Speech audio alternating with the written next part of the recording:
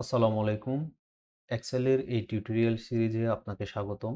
আজকে আমরা একটা গুরুত্বপূর্ণ টপিক নিয়ে আলোচনা করব। আপনাকে অফিসে বলা হলো যে এই ডামি ডেটা থেকে যে ফুল নেমটা আছে ওটা একটা কলামে রাখো এবং যে জেন্ডারটা আছে ওইটা আরেকটা আলাদা কলামে রাখো।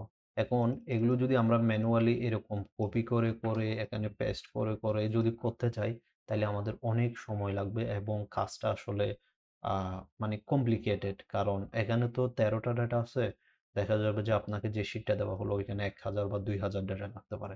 এখন এটা কিভাবে শর্টকাটে করা যায়? ধরো আমি এই নামটা কপি করলাম, এই নামটা কপি করার পর আমি ফুল নেমে রাখলাম। ফুল নেমে রাখার পর আমি এখান থেকে মেলটাও কপি করে আমি আমার জেন্ডারে রাখলাম।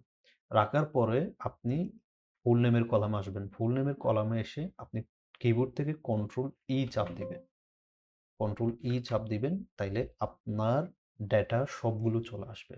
আবার এই কলামে আসবেন, এই কলামে আসার পর আপনি আবার কন্ট্রোল ই চাপ দিবেন, তাহলে আপনার জেন্ডারগুলোও চলে আসবে এই ডামি ডাটা থেকে।